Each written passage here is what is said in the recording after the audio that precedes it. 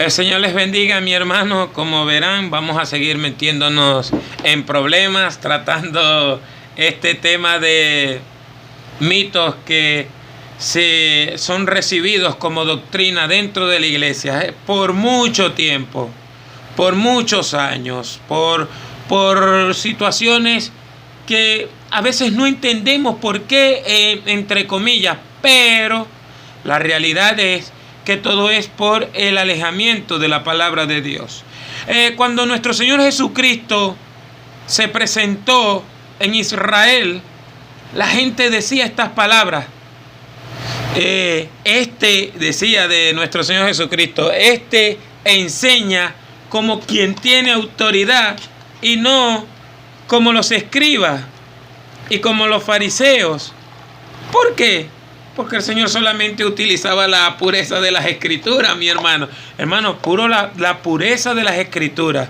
Y usted sabe, usted que lee la Biblia, sabe que Él era radical en esto. Estamos poco a poco acomodando el estudio del canal.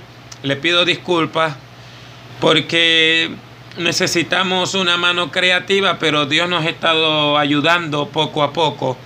Gracias a Él por su misericordia. Entonces, como les decía, nuestro Señor Jesucristo era muy contundente y siempre utilizó la pureza de las Escrituras. Inclusive, cuando Jesús resucitó, lo primero que le dice a los discípulos en el Evangelio de Lucas, hablando con todos ellos, les dijo, esto es lo que yo les dije, que se tenía que cumplir de mí lo que dice la ley de Moisés, los salmos y los profetas. Y todo lo hizo literalmente y lo mostró y le dijo que las Escrituras eran literales. Entonces ya dimos una introducción con respecto al tema sobre los mitos que son recibidos y han sido recibidos como doctrinas y mandamientos en la iglesia. Quiero recordarte, y lo voy a leer aquí para no parafrasearlo algo, quiero recordarte San Marcos capítulo 7. San Marcos capítulo 7, quiero recordarte las palabras de nuestro Señor Jesucristo. En el verso 9, les decía también, bien invalidáis el mandamiento de Dios para guardar vuestra tradición. Los israelitas, los religiosos, los judíos de aquella época, como todo el que ha estudiado la historia sabe, que ellos sustituyeron la ley de Moisés. Ellos exaltaban mucho la ley de Moisés. Hasta tenían algo que se llamaba la silla, la cátedra de Moisés. Ellos lo exaltaban, pero ellos sustituyeron los mandamientos de la Torá por más de 600 mandamientos y costumbres impuestas por los ancianos. Entonces el Señor viene y le presenta a la gente la Escritura, y la Escritura de la palabra de Dios es viva y eficaz, y la gente dice, enseña como quien tiene autoridad. Claro, está usando la palabra de Dios. ¿No lo dice el Señor en Jeremías 23:29? ¿No es mi palabra como fuego y como martillo que quebranta la roca? El Señor exalta su palabra y le dice, se lo había dicho al pueblo de Israel en el tiempo de Moisés, no te apartes del libro de mi ley, lo leerás, lo meditarás, lo repetirás y se le enseñarás a los hijos y a los hijos de tus hijos, para que te vaya bien en la tierra que Jehová tu Dios te da. Ya lo hemos recalcado muchas veces, aunque Pedro dice, a mí no me es molesto repetiros las mismas cosas siempre. Y el apóstol San Pablo también lo dice, que no le molesta decir siempre las mismas cosas, para que se le graben a las personas en la mente, al creyente, al cristiano. Entonces, como dimos una introducción y estamos hablando, es claro, de que la gente ha dejado la pureza de las Escrituras, que Jesús reclama a las personas que sustituyen la palabra de Dios y la señala y se los dice, igual los apóstoles del Señor, igual todo predicador inspirado por Dios, todo profeta, todo maestro, todo influencer ahora que hay por ahí cristiano, si es verdadero, te va a llamar a que te vuelvas a la palabra de Dios. Yo he tenido problemas, ¿sabes? Yo no he tenido problemas diciéndole a la gente, tienes que usar falda, tienes que usar esta corbata, tienes que usar esta camisa. ¿Sabe los problemas que he tenido yo? Por decirle a la gente que se vuelva a leer la Biblia. Hey, ponte a leer la Biblia, más nada. Y es una ofensa decirle a un evangélico hoy que se ponga a leer la Biblia. Es una blasfemia y una profanación decirle a una iglesia, a un predicador, a alguien que quiere supuestamente tener un ministerio, que se ponga a leer la Biblia, a creerla, a investigarla, a obedecerla. Se enojan. ¿Por qué apedrearon a Esteban? Porque Esteban les recitó la Biblia y les dijo, ustedes siempre endurecen el corazón y la cerviz, son duros y siempre rechazan la palabra de Dios, los designios de Dios. ¿A cuáles de los profetas no acabaron sus padres? Y vinieron, ¿qué hicieron? El mejor mensaje para mí del Nuevo Testamento, hablándolo así, fue el de ese joven Esteban. Y lo apedrearon. No se ganó un alma. Lo apedrearon por presentar la pureza de las Escrituras. Entonces se metieron los mitos desde hace tiempo. No quiero alargarme porque vamos a tratar mito por mito. Y uno de esos es un mito, una difamación y algo tan terrible hasta el día de hoy. El asunto de que María Magdalena era una prostituta y una ramera. Y yo he escuchado predicadores famosos y me los he quedado mirando, asombrado, cuando los escucho hablar de María Magdalena, presentándola como una ramera que seducía a los hombres y citaba a los hombres para que se pelearan por ella, y un día quiso hacer lo mismo con Jesucristo. Según ellos, se lo quiso seducir y él vino y la reprendió. Mi hermano, la locura. Hermano, y eso, usted, así como se lo estoy diciendo, usted también lo ha escuchado. Así como se lo estoy diciendo, usted también los ha visto en las películas que presentan literalmente a María Magdalena como una prostituta. Quiero hablarte claro de una vez y decirte que eso de que María Magdalena era una prostituta y que tentaba a los hombres hasta que Jesús la reprendió, eso no está en ninguna parte de la Biblia. Parece inocente, parece que, pero no, mi hermano. De esas cosas vienen herejías y de esas cosas vienen problemas, y por esas partes se mete el diablo, tanto que hasta el día de hoy han difamado a nuestro Señor Jesucristo, y predicadores y religiosos y los enemigos de Dios siempre diciendo que Jesús se sentía tentado y sufría y se estremecía cuando veía a María Magdalena. Mire hasta dónde llegan las cosas diabólicas, y nosotros hemos sido cómplices de eso, aunque yo no lo hago, para que sepa, pero vamos a meternos ahí para que nadie se vaya a ofender, porque repetimos como loro algo que dijo un papa llamado Gregorio en el año 600, que no se sabe por qué lo dijo, porque en ese tiempo las mujeres no eran muy valoradas. Y dijo, no, María Magdalena era una prostituta y Jesús se acercó a ella.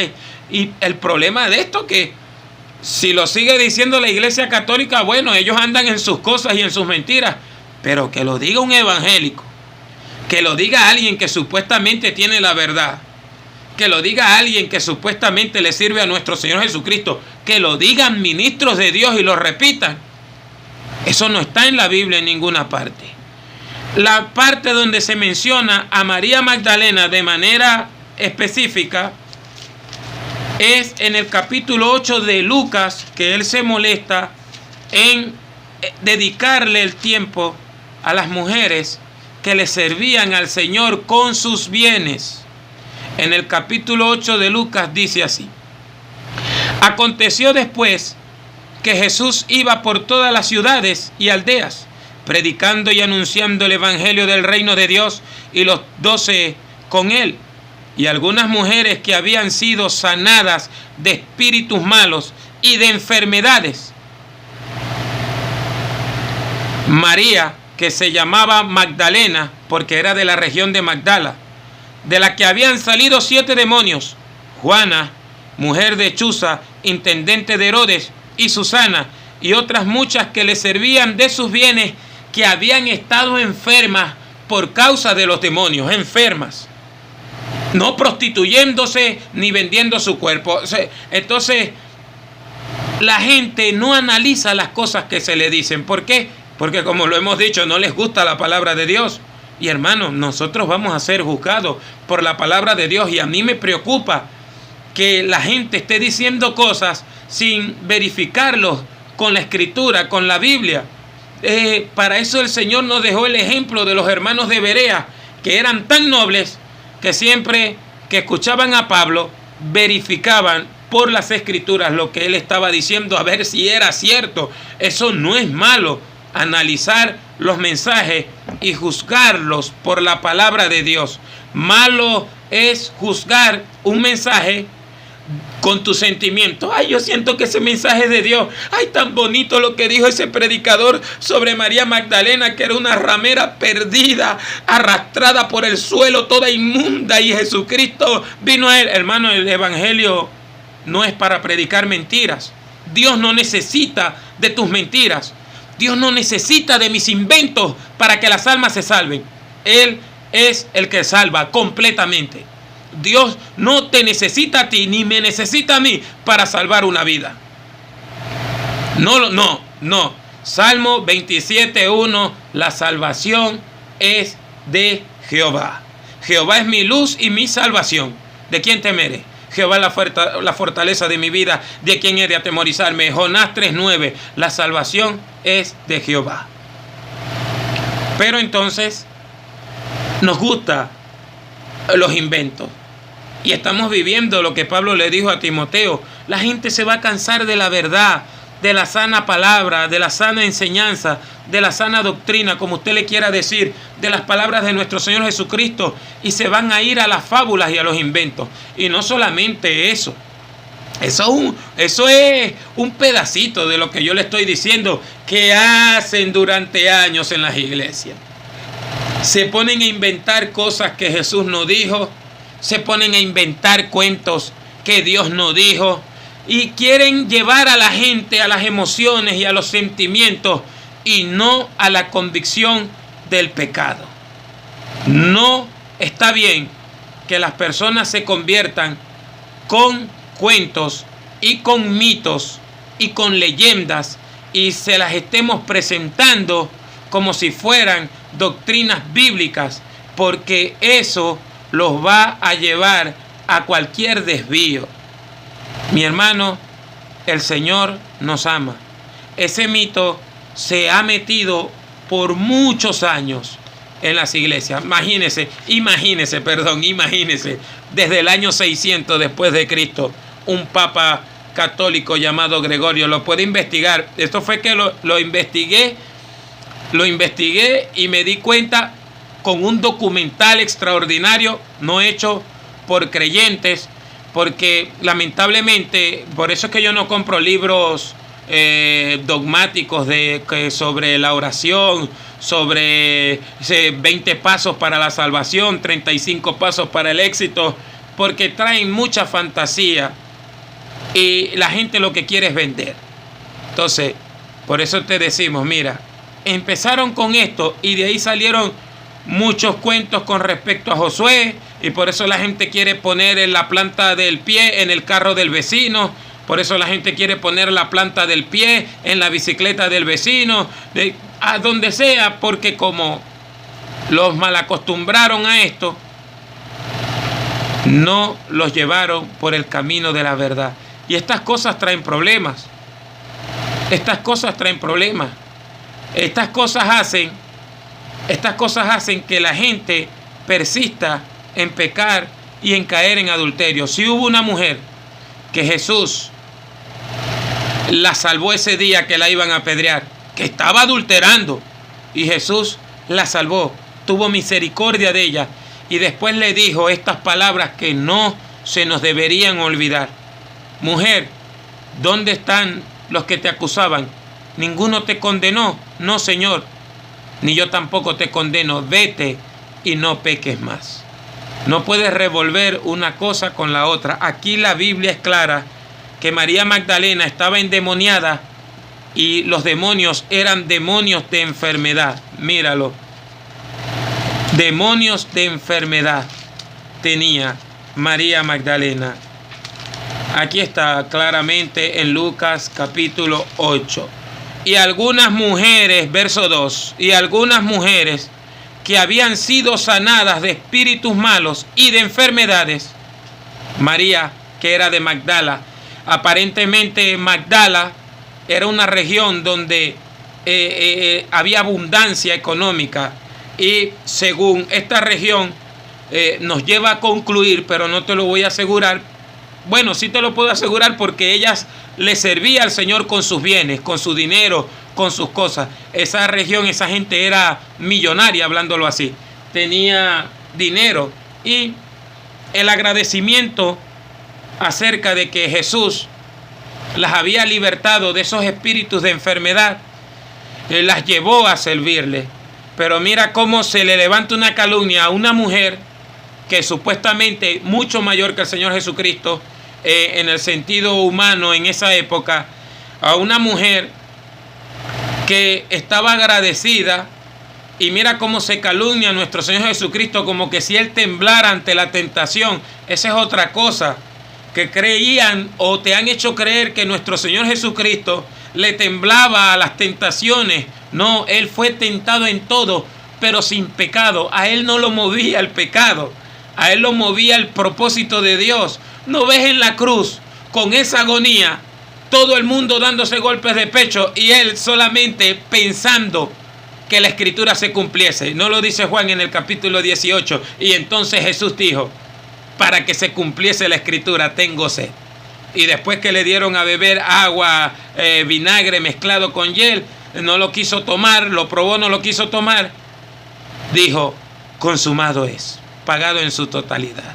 Mi hermano, hay que levantarnos contra los mitos utilizando la palabra de Dios. Quiero compartirte un texto bíblico que el Señor me dio. Yo sé que el Señor me dio este texto bíblico porque amamos su palabra, queremos compartir su palabra y lo que queremos es que te vuelvas tú a leer la Biblia, a leer la palabra de Dios. Verso 18 del capítulo 48 de Isaías. Verso 18 del capítulo 48 de Isaías. Dice la palabra de nuestro Dios de la siguiente manera: oh, si hubieras atendido a mis mandamientos, fuera entonces tu paz como un río y tu justicia como las ondas del mar. Te lo voy a volver a leer. Oh, si hubieras atendido a mis mandamientos, fuera entonces tu paz como un río y tu justicia como las ondas del mar. Dios quiere que atendamos a sus mandamientos. Nuestro Señor Jesucristo quiere que atendamos a sus mandamientos. Nuestro Dios nos dio el Espíritu Santo para guiarnos a toda verdad. ¿Cuál verdad? La verdad de la palabra. Juan 17:17, santifícalos en tu verdad. Tu palabra es la verdad. Jesús dice, yo soy el camino y la verdad y la vida. Nadie viene al Padre sino por mí. Esa es la verdad donde nos va a llevar el Espíritu de Dios. La unción del Santo nos enseña todas las cosas y no tenemos necesidad de que alguien nos enseñe. ¿Por qué? Porque nos lleva la palabra. No está diciendo que no le hagamos caso a los predicadores, a tal cosa, sino que nos volvamos a la palabra. Que la palabra con la iluminación del Espíritu Santo, nos va a demostrar quién está diciendo mentira y quién está diciendo verdad. Pero mientras que tú ignores las escrituras, vas a ser víctima de la mentira.